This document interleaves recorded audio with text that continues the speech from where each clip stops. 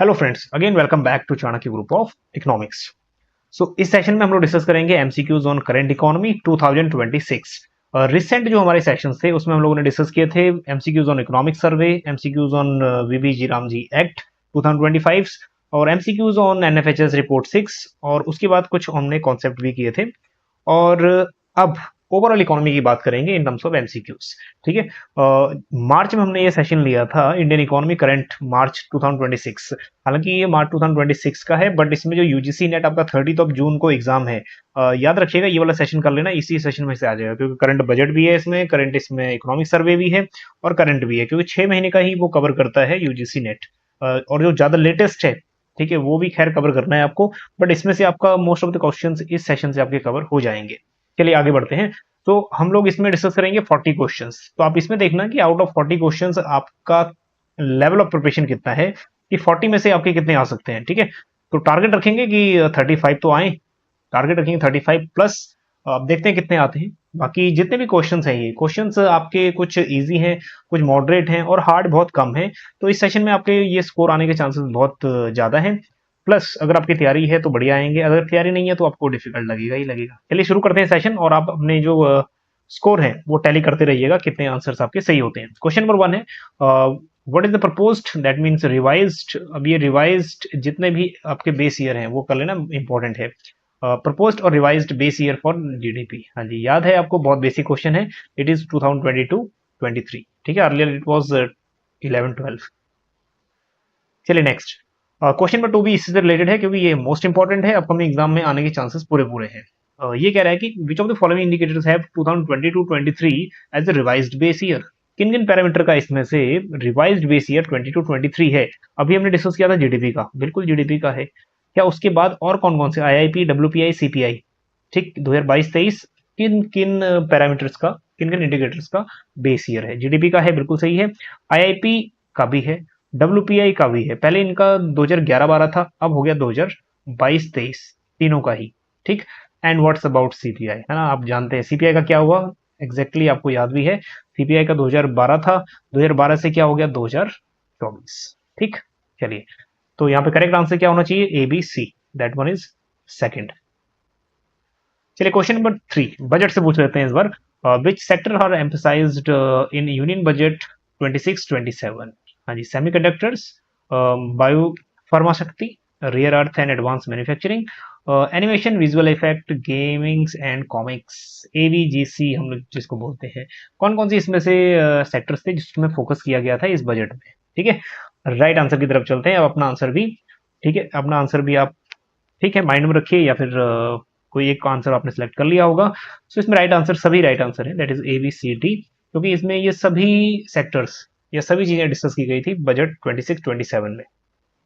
Question number 4, that one is easy, I know that, but add करना पड़ गया क्योंकि क्वेश्चन इजी है। बट इसमें क्वेश्चन देखो कैसे आता है। क्वेश्चन आप ना जो 10th 11th 12th से लेके 16 फाइनेंस कमीशन के जो चेयरमैन है वो कर लेना, वो आ जाएगा ना। 16 अभी लेटेस्ट जो है वो कौन है, दैट इज अरविंद पनगरिया, जो 15th फाइनेंस कमीशन के हेड थे एनके सिंह थे। आपको पता ही है एनके सिंह कितनी बार क्वेश्चन आया, बहुत बार आया है ना।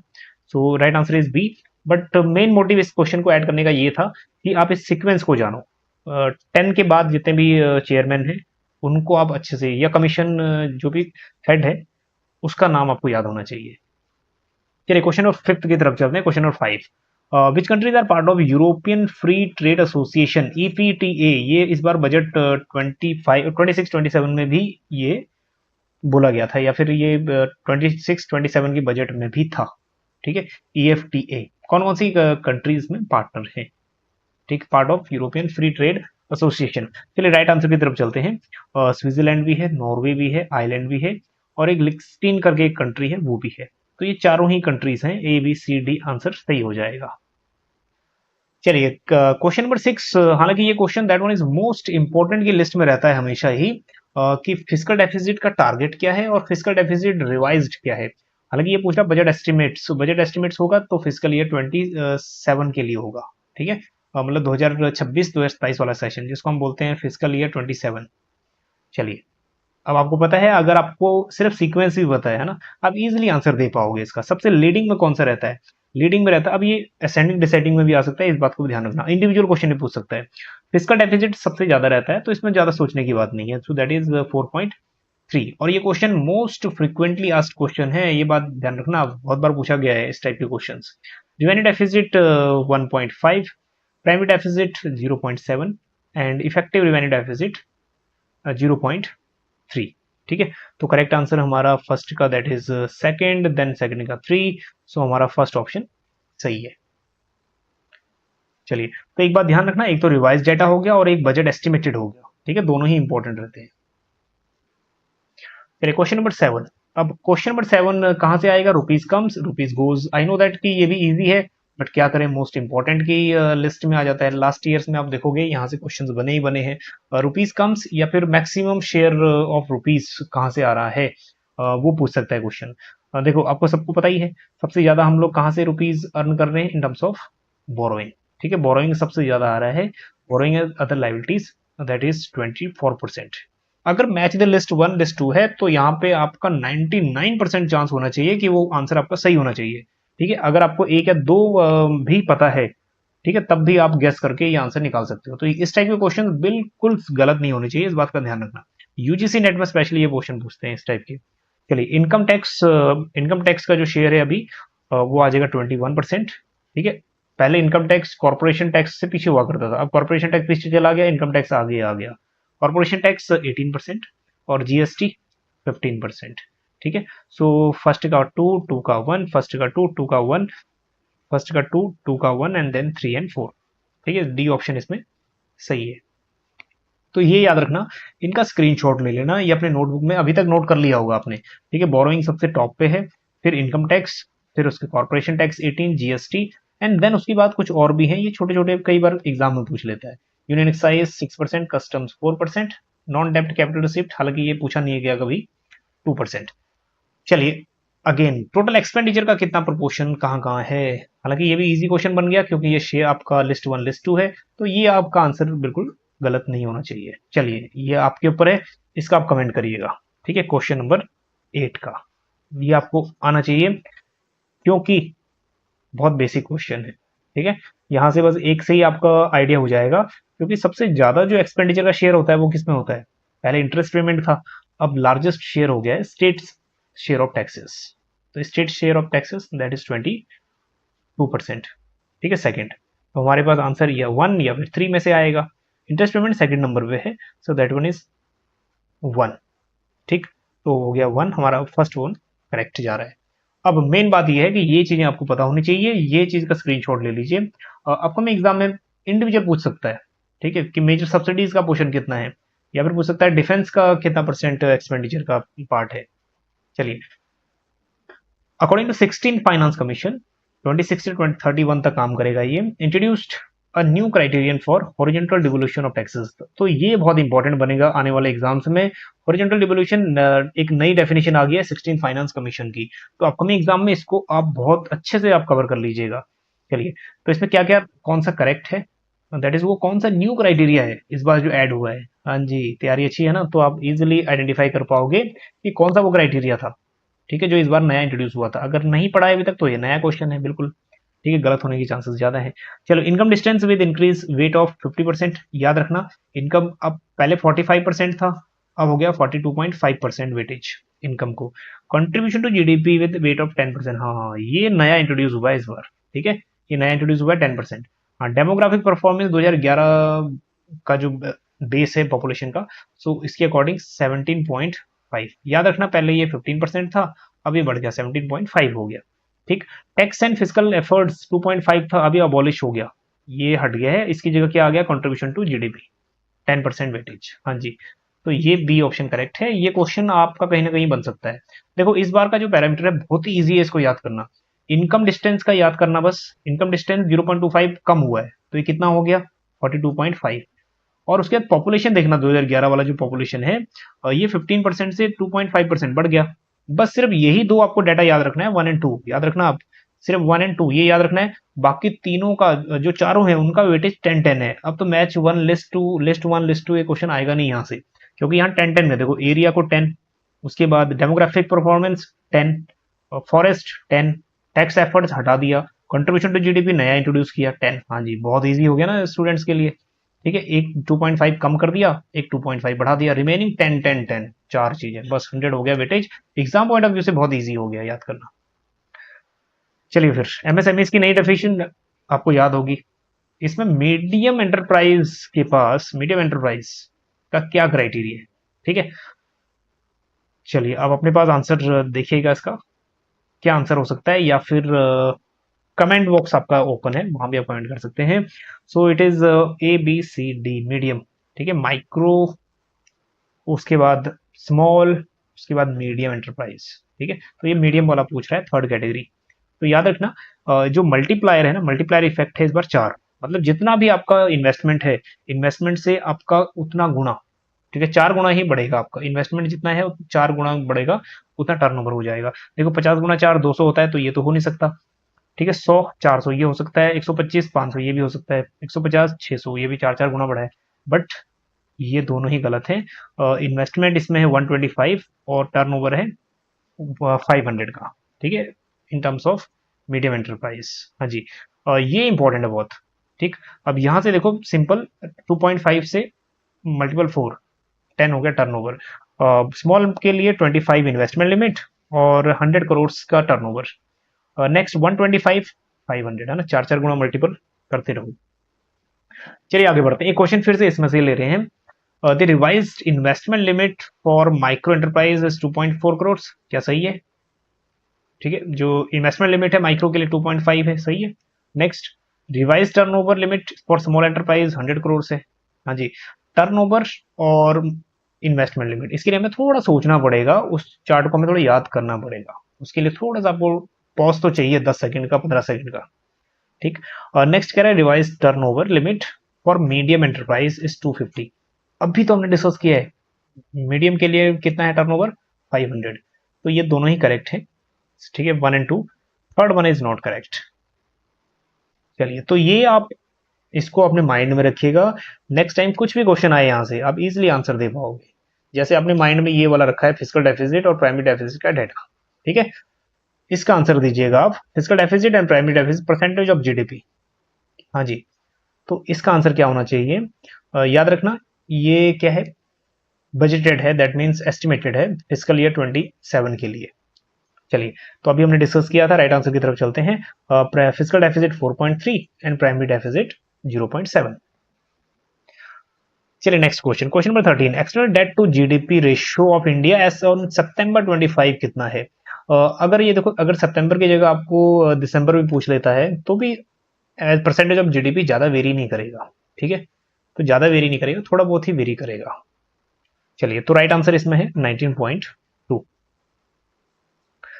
Next question number 14, according to NITI Aayog 23-24 report on sustainable development goals. अब इसमें 23-24 की जब रिपोर्ट आई थी तो इसमें 2 स्टेट्स को रैंक 1 मिला था।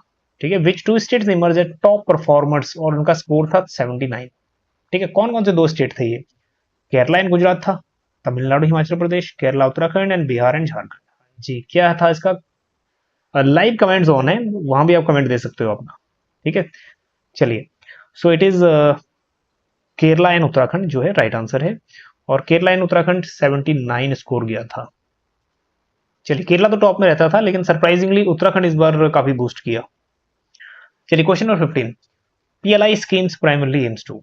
तो ये वाली जो स्कीम्स है ना, बहुत इंपॉर्टेंट बन रही है आजकल पीएलआई स्कीम्स। कई बार इंटरव्यू पूछ लेता है कि इसका क्या क्या मोटिव है। ठीक है, गवर्नमेंट ज्यादा ही प्रमोट कर रही है इसको, किस लिए? ताकि डोमेस्टिक मैन्युफैक्चरिंग बढ़े। ठीक है, to promote domestic manufacturing. Manufacturing में हमारा जो शेयर है वो 3.1% है अप्रोक्स। ठीक है, ग्लोबल का, इसको बढ़ाना है। ठीक है, मेक इन इंडिया इसीलिए लाई थी गवर्नमेंट, ताकि मैन्युफैक्चरिंग का शेयर बढ़े। चलिए, question number 16, which organization publish economic outlook report projecting India's growth? हाँ जी, इकोनॉमिक आउटलुक रिपोर्ट जो है वर्ल्ड इकोनॉमी को भी प्रोजेक्ट करती है, ये कितना वर्ल्ड इकोनॉमी ग्रो कर सकता है और इंडियन इकोनॉमी कितना ग्रो करेगा, ये सब रिपोर्ट। ठीक है, कई बार ये क्या करती है, एक एस्टिमेट लगाती है। ठीक है, तो WTO, IMF, OECD, UNDP। चलिए राइट आंसर की तरफ चलते हैं, it is IMF। Question number 17, what is the primary objective of PM प्रणाम। अब देखो पीएम प्रणाम स्कीम्स है, ठीक है, Pranam announced in the recent budgetary cycles, it is related to what, किससे रिलेटेड है? क्या बासमती ऑर्गेनिक बासमती राइस से रिलेटेड है? क्या एमएसएमईज इन मैन्युफैक्चरिंग सेक्टर से रिलेटेड है? Credit guarantees? क्या reduce use of chemical fertilizer and promote alternative uses? या provide high speed internet in rural household? ठीक है, अगर आपने पीएम प्रणाम के बारे में सुना हुआ है तो आपका आंसर इजिली बन गया होगा। हाँ जी, ये स्पेशली जुड़ा हुआ है केमिकल फर्टिलाइजर को कम करने और ऑल्टरनेटिव फर्टिलाइजर को, ठीक है, यूजेस को बढ़ाने के लिए। चलिए, तो सी ऑप्शन इज करेक्ट। अब याद रखना इसकी फुल फॉर्म कई बार पूछना ले, prime ministers promote that is program for restoration, ठीक है, awareness, generation, nourishment and amelioration of mother earth. अब इसमें ये क्वेश्चन बहुत इंपॉर्टेंट है, बन जाता है कई बार कि पीएम प्रणाम की फुल फॉर्म क्या है, तो फुल फॉर्म भी देख लेना आप। और it is related with chemical fertilizer का यूज कम हो and we use alternative fertilizer. फिर क्वेश्चन नंबर 18 की तरफ चलते हैं। Which institute release the SDG index, India index? चलो आपको पता ही है, जो सस्टेनेबल डेवलपमेंट गोल्स हैं 17 गोल्स हैं, ठीक है, इंडिया के कॉन्टेक्स्ट में। वैसे तो यूएनडीपी करता है ये सब कुछ, लेकिन इंडिया के कॉन्टेक्स्ट में इसका प्रोग्रेस, स्टेट्स की प्रोग्रेस, यूटीज की progress, social economic environment parameter, ये कौन तय करता है? ठीक है, चलिए आपको पता ही है, बेसिक क्वेश्चन है, दैट इज नीति आयोग। ठीक है, इसका लेखा जोखा नीति आयोग के पास है। चलिए question number 19, which of the following India's top export partners in physical year 2025? Top export जो पार्टनर है ना, अभी ज्यादा फर्क नहीं है, अभी जो रिसेंट का भी है उसमें भी थोड़ा बहुत फर्क है, बाकी सीक्वेंस सेम ही रहेगा। ठीक, चलिए राइट आंसर जो है उसकी तरफ चलते हैं। लार्जेस्ट एक्सपोर्ट पार्टनर भी यूएसए काफी टाइम से रहा है, अभी भी यूएसए है, तो आंसर यहां से आना चाहिए हमारा। ठीक, उसके बाद next UAE, then UK, then China. ठीक है, सेकंड ऑप्शन करेक्ट है लास्ट लार्जेस्ट एक्सपोर्ट पार्टनर में। चलिए, तो ये डाटा है, ये भी आप लोग देखो, नीदरलैंड अभी इमर्जिंग, नीदरलैंड आगे आ रहा है, ठीक है, एक्सपोर्ट शेयरिंग में। यूएसए तो था ही था, ठीक है, यूएई हो गया, नीदरलैंड, यूके, चाइना। चलिए क्वेश्चन नंबर 20, सेंट्रल बैंक ने क्या शुरू किया है? Central bank digital currency. इस बार बजट में भी ये सुनने को आया था कि ई रुपीज आएगा, ठीक है, डिजिटल करेंसी आएगी आरबीआई की। सो कौन सा स्टेटमेंट इसमें एक्यूरेट हो सकता है, ये क्वेश्चन पूछ रहा है। So it is interest bearing deposit, ठीक है, फॉर ऑल रिटेल यूजर्स। क्या it is digital form of fiat currency? Fiat currency होता है जो लीगल टेंडर होती है, and exchangeable 1 for 1 with cash, that is fiat cash जो लीगल टेंडर है। It operates entirely without involvement of commercial bank, ठीक है, या फिर it is classified as crypto currency under current regulatory framework. देखो, crypto currency का कोई regulatory body तो है ही नहीं, ठीक है, तो ये तो हट गया। ठीक, जो राइट आंसर है इसमें that is digital form of fiat currency. देखो फिएट करेंसी होगी, आप इसको 1 by 1 या फिर कैश के बदले कभी भी कन्वर्ट भी कर सकते हो। नेक्स्ट क्वेश्चन नंबर 21, अब ये वाला जो क्वेश्चन है it is related with standing deposit facility of RBI. तो ये कह रहे हैं कौन सा स्टेटमेंट इसमें से करेक्ट है।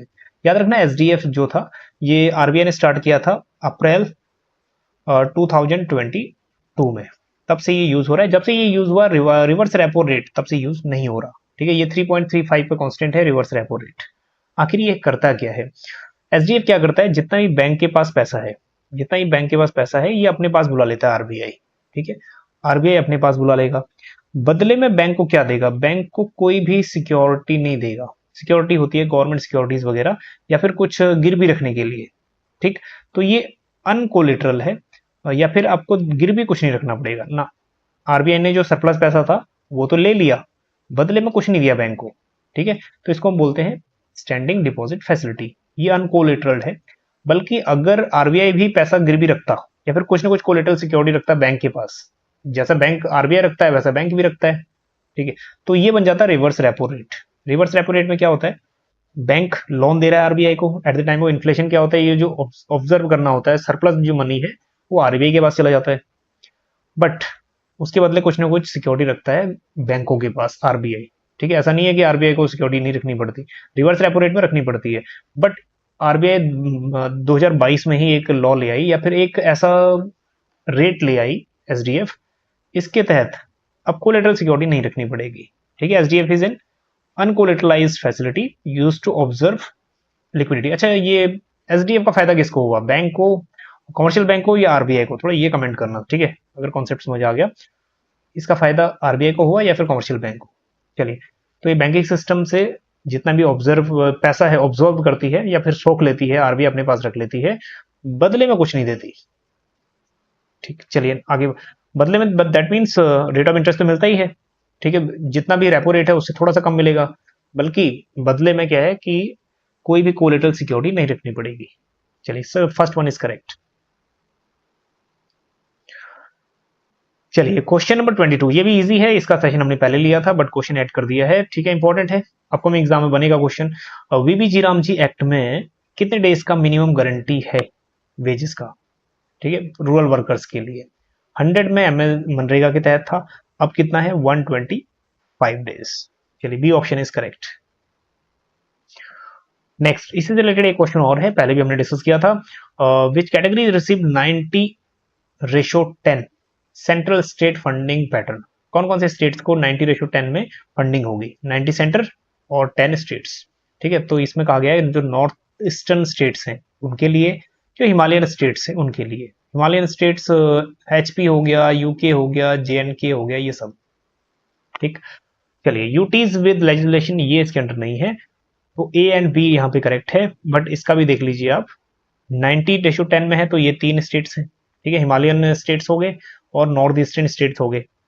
उसके बाद 60:40 भी है बाकी सब स्टेट्स के लिए, और यूटीज जिनका लेजिस्लेचर है, और यूटी जिनका लेजिस्लेचर नहीं है वहां 100% सेंट्रल फंडिंग होगा।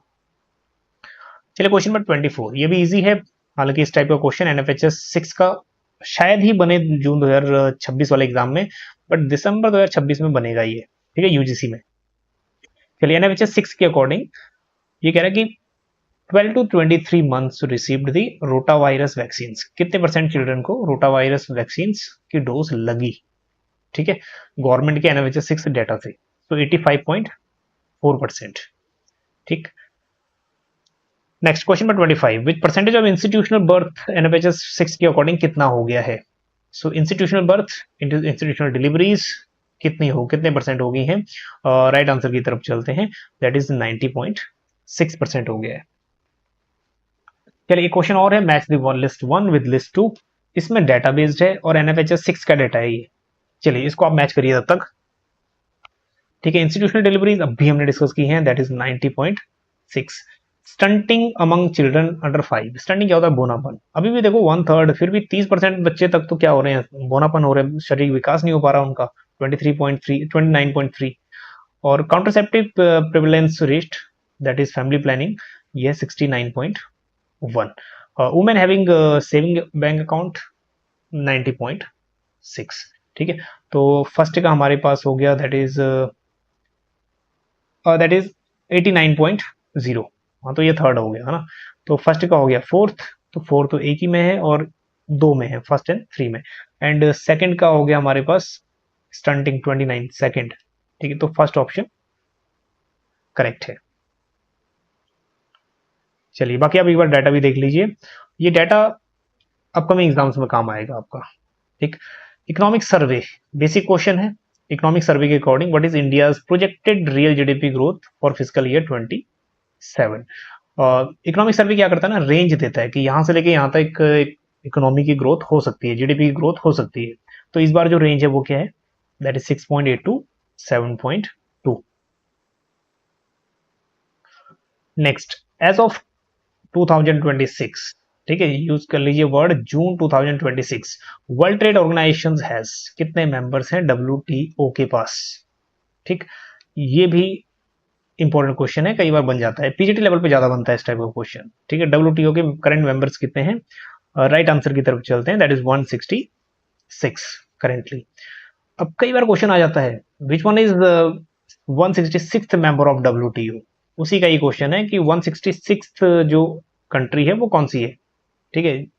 चलिए तो राइट आंसर की तरफ चलते हैं इसमें भी। सो टिमोर लेस्टे, ये याद रखना, ये है 166th नेशन, मेंबर नेशन, ठीक है। थोड़ा और डाटा भी याद रख लीजिए, 166 7 टोटल हो गए।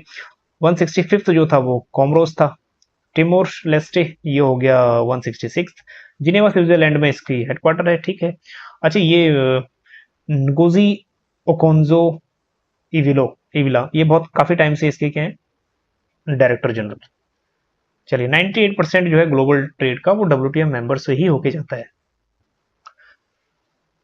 चलिए 30th question, the aspirational district program ADP was launch in which year. हालांकि इस टाइप के क्वेश्चन ना आपको एक दो क्वेश्चन ऐसा आ जाता है जो गवर्नमेंट स्कीम से रिलेटेड होता है, जो कहता है कि कब लॉन्च हुआ था, या फिर बोलता है कि इसकी क्रोनोलॉजी क्या है, सीक्वेंस क्या है सेट। तो इसके लिए भी आप तैयार रहना। हाँ जी, इसके लिए तैयार हो। ADP लॉन्च कब हुआ था, ठीक है। राइट आंसर की तरफ चलते हैं हम लोग।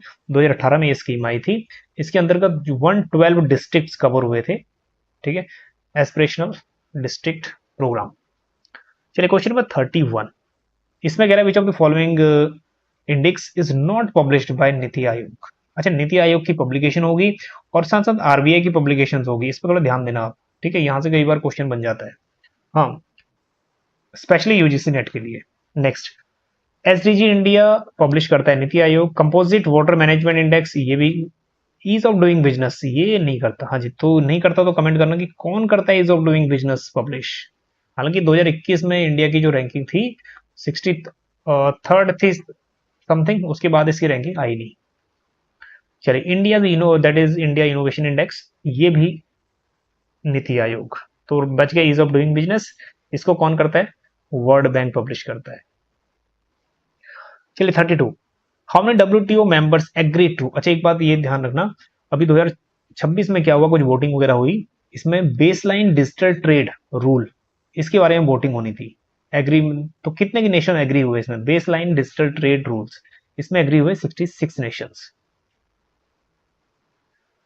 चलिए 33, विच इंस्टीट्यूशन कंप्लाइज इंडिया CPI। हाँ जी, लास्ट की जो एग्जाम है ना दिसंबर 25 में UGC में पूछा गया था, और CS दैट इज NSO जो है, ठीक है, NSO जो CSO प्लस NSSO, ये किसके अंदर काम करती है, ठीक है, ये क्वेश्चन पूछा गया था।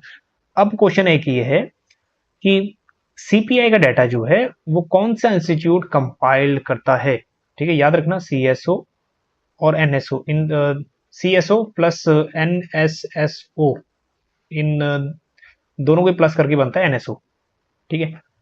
चलिए, तो CPI का डाटा भी कौन जारी करता है, NSO, ठीक। और ये किसके अंदर आते हैं, लास्ट टाइम ये क्वेश्चन था, ministry of statistics and programme implementation. Next question number 34, arrange the following RBI policy rates in descending order. याद रखना कि कई बार RBI के ये इस असेंडिंग पूछ लेता है रेट्स, कई बार डिसेंडिंग पूछ लेता है, और कई बार यही पूछ लेता है कि ड्यूरिंग इन्फ्लेशन, ठीक है, ड्यूरिंग इन्फ्लेशन ये रेट्स क्या होंगे, और कई बार पूछ लेता है ड्यूरिंग डिफ्लेशन क्या होंगे। कई बार पूछ लेगा कि कौन कौन से टूल्स क्वांटिटेटिव है और कौन से क्वालिटेटिव है। चलिए, तो इसमें डिसेंडिंग ऑर्डर तय करना है। सबसे पहले आप देखना कि बेंचमार्क रेट कौन सा है। बेंचमार्क रेट होता है रेपो रेट, तो रेपो रेट कितना है अभी 5.25%। अब कुछ रेट इससे ऊपर होंगे, कुछ नीचे होंगे, ठीक है। जो MSF है, MSF बैंक रेट के बराबर होता है, मतलब इससे थोड़ा सा ऊपर होता है 0.25%, तो ये हो गया 5.50%। फिक्स रिवर्स रेपो रेट 2020 के बाद चेंज ही नहीं हुआ, वो 3.35% पे कांस्टेंट है। और SDF जो होता है वो 0.25 लोअर रहता है, तो ये हो गया SDF 5%। तो हमारा सीक्वेंस आ जाएगा, सबसे पहले सबसे ज्यादा है 3, दैट इज MSF 5.5, तो ये हो गया 3, फिर उसके बाद 4, फिर उसके बाद दैट इज 1, और उसके बाद 2, 3 4 1 2, ठीक है, थर्ड वन इज करेक्ट, ठीक है, डिसेंडिंग ऑर्डर। चलिए, तो ये जो रेट्स हैं इनका स्क्रीनशॉट ले लीजिए।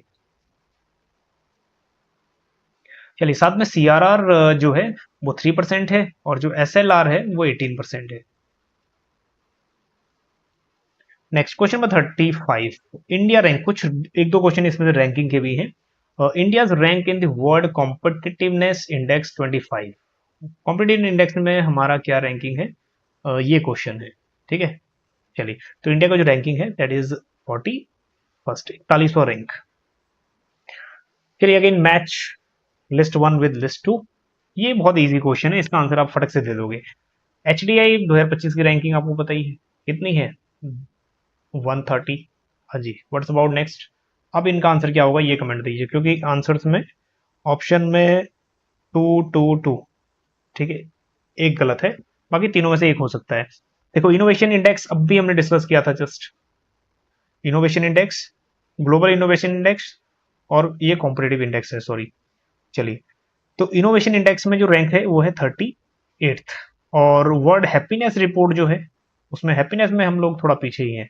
Out of 147 countries almost 160 number पे हम लोग। लास्ट ईयर का जो डाटा था 2025 का उसमें 118 नंबर पे थे। तो 2 नेशन का थोड़ा सा इंक्रीज हुआ है। चलिए ग्लोबल जेंडर गैप इंडेक्स इसमें है 131। चलिए तो सीक्वेंस आपका बन गया, पहला है 2 फिर है 1, ठीक है 2 1 3 एंड 4, ठीक है 2 1 3 4 2 1 3 4। फर्स्ट ए ऑप्शन जो है करेक्ट। क्वेश्चन नंबर 37, हालांकि ये बेसिक क्वेश्चन है बट हाँ क्वेश्चन कई बार आ जाता है। कोर इंडस्ट्रीज हमारी 8 है ना, कोर इंडस्ट्रीज उसमें से कह रहा है कि सेकंड हाईएस्ट वेटेज किसका है। ठीक, आपने किया होगा आईआईपी का जो वेटेज है, उसके साथ साथ आपने किया होगा कोर इंडस्ट्रीज, उसमें से सेकंड हाईएस्ट वेटेज किसका है फिर। ठीक है, steel, petroleum, electricity and crude oils. याद रखना पेट्रोलियम एंड रिफाइनरी प्रोडक्ट का मैक्सिमम शेयर है ये नंबर 1 पे। तो ये पूछ रहा है सेकंड नंबर पे कौन सा है। सेकंड नंबर पे है इलेक्ट्रिसिटी, तो करेक्ट आंसर है इलेक्ट्रिसिटी। ठीक, 19.85 शेयर है। अब इसके बाद पेट्रोलियम नंबर 1 पे है, electricity second, steel production fourth, सबसे लीस्ट में आता है फर्टिलाइजर। ठीक है 2.63।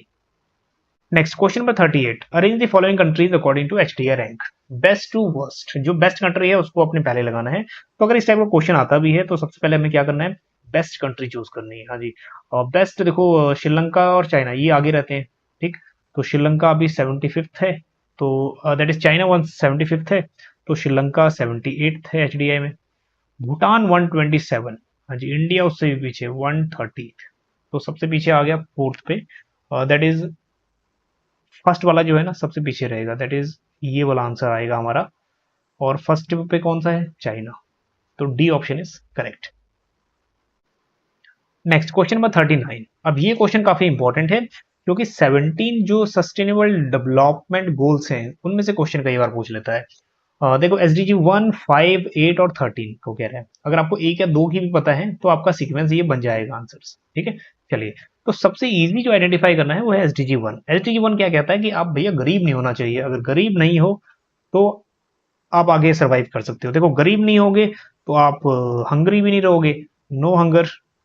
ठीक है, तो याद रखना कि सेकंड वाला जो एसडीजी 2 है वो नो हंगर होगा, क्योंकि हम लोग गरीब नहीं है तो खाना पीना भी मिलता रहेगा। एसडीजी 5 किससे रिलेटेड है, that is gender equality. SDG 8 जो रिलेटेड है ये है हमारे पास decent work and economic growth. 13 जो है क्लाइमेट एक्शन से रिलेटेड है। चलिए तो फर्स्ट का हो गया 4, फर्स्ट का 4 सिर्फ एक ही में है। ठीक है, तो आंसर आपका इजिली आ गया होगा 1। चलिए तो बाकी आप इसका नहीं, एक बार सीक्वेंस भी देख लीजिए, नो पॉवर्टी, नो हंगर। अगर हंगर भी नहीं है तो अच्छी हेल्थ होगी आपकी, नो हेल्थ। ठीक है, अच्छी एजुकेशन भी ले पाओगे। तो इनका सीक्वेंस है, ये सीक्वेंस में आप एक बार थोड़ा सा देख लेना 17 के 17 गोल्स। चलिए लास्ट क्वेश्चन है आज का। Which state attract the highest FDI inflow in fiscal year 24-25। Highest FDI inflow किस स्टेट में हुआ, है ना, इजी है। चलिए Gujarat, Karnataka, Maharashtra and Tamil Nadu. Highest FDI inflow हुआ है महाराष्ट्र में। ठीक, चलिए अप्रोक्स 30% शेयर। चलिए तो ये 40 क्वेश्चंस थे। उम्मीद है कि ये 40 क्वेश्चंस में से आपके मैक्सिमम क्वेश्चन सही हुए होंगे। ठीक है, कितने क्वेश्चन सही हुए ये आप अपने पास टैली करके रखना। कमेंट करना चाहो तो कमेंट भी कर सकते हो। चलिए आज के सेशन में इतना ही, मिलते हैं आपको नए सेशन में। कोशिश करेंगे कि 30 जून से पहले कुछ इंपॉर्टेंट जो और भी कुछ चीजें हैं वो भी डिस्कस किए जाएं। चलिए मिलते हैं आपको नेक्स्ट टॉपिक के साथ। Thank you so much.